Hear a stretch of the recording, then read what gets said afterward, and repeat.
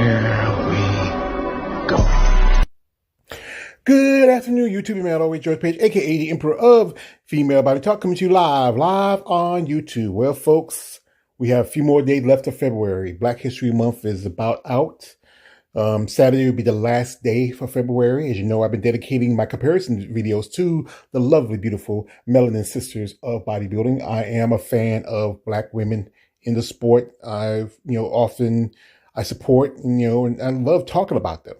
So, folks, this is my last comparison for this month, and I picked two lovely ladies who have been competing for quite some while. They both are Olympian level competitors.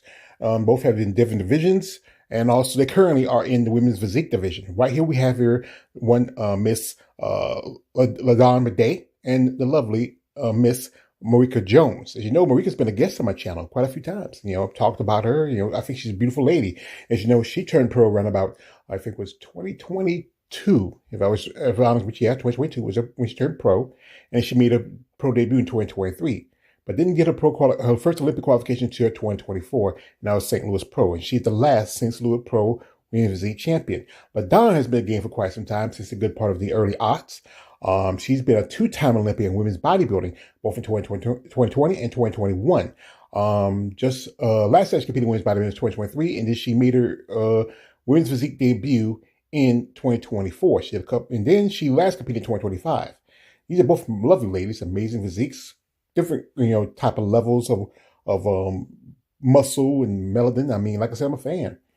I would say I chose pretty well. They're both Olympian competitors. Maybe this year we might even see Marika get her second Olympic qualification. Just cross my fingers. Here are the shows they last competed in. Well, actually, I went to the show that Marika competed in because a couple of shows she was missing one of her certainly the most important pose to these comparisons, and so I had to go back to Olympia. And that was in 2024. And here we have Ladawn when she last competed at the Atlantic Pro in 2025. She made her debut in physique back in 2024 at this show. Well, her return, might as well say, because she was physique before, and then she did women's bodybuilding for a good bit, and now she went back to physique. Both ladies have great aesthetics. I mean, and it's a debate that we even just talked to Marika if she ever thought about going to women's bodybuilding. I mean, so aesthetics really close. I mean, and Ladawn, she's been pretty decent, consistent competitor for a good while. She took some time off, and then she made a return, switching back to women's physique. Here we have the front double. Slightly somewhat close. Again, I could be biased or balanced. But right here, I have to give it to Marika because her condition is great. Because this will show where she was the top 10. She was 7th place. Now, for your first Olympia, that's pretty good, cracking the top 10. So I give anybody, I have to give it to Marika. Here at side chest, and also slightly closer. Ladies have some particular similar physiques and builds. But if I look at it very close, especially conditioning, development, I will have to give a slight edge here to Ladawn. I think she has good roundness in her tricep and her shoulder. A good peak right there, good quad sweep. She really look good. I mean, maybe she might consider go back to women's bodybuilding. I think she's more that size figure than she is women's physique. Here we have the shot from the back, a nice rear double. Condition's pretty good roundness in the glutes. I think here, Marika's taking it because you can see nice connection in the hamstrings and also in the upper quads. Good development in the back, good width, nice taper. So here I have to give this one to Marika. Here we have a nice tricep shot. And even though it's technically not really like a traditional tricep shot, but I have to give this one here to Marika. I think Ladawn is more than stretching her arm out, but it is a tricep pose. I count it. But Marika's doing traditional. We can see the development, the roundness. You can see that nice peak coming down from the lower part of the shoulder into the upper part of the tricep. So I have to give this here to Marika. And here we have an ab and thigh pose. Both ladies are doing traditional, but Marika's doing a little better. And also about Marika, she's a mother. She has a daughter. And, some women, especially had children, can affect how the abdominals look. But she has a great set of abs, great conditioning here. So I think it's one here to Marika. Here's a nice bicep pose. Slightly close, roundness, condition, size.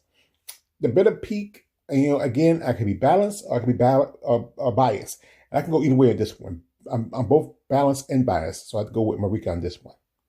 Here, nice shot from the back. Good width, good density. This is why I feel like we can do well in this bodybuilding. She just may need to put on a little more muscle.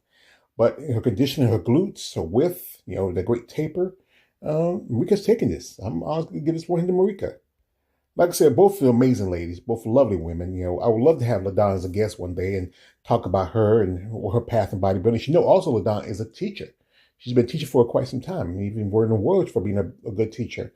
Marika, she works in the business world, and she's really dedicated to sport of bodybuilding. If you remember, last year, Marika did something amazing, something that had never been seen before. She did 2 shows with under 24 hours.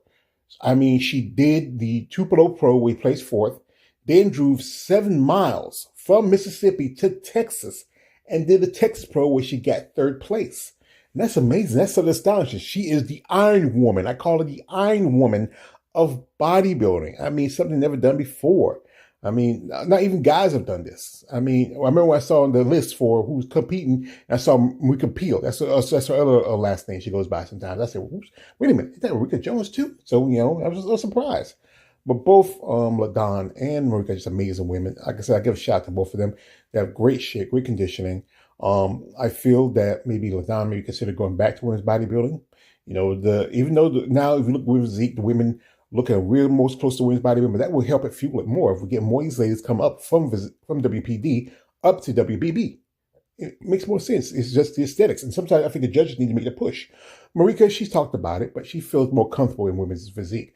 But I don't know. Maybe another, few more pounds of muscle. She can pretty do good. And also she's an attractive woman. Can't lie. I enjoyed the conversations in the past. I think she's a great person. We still try to get in contact on social media.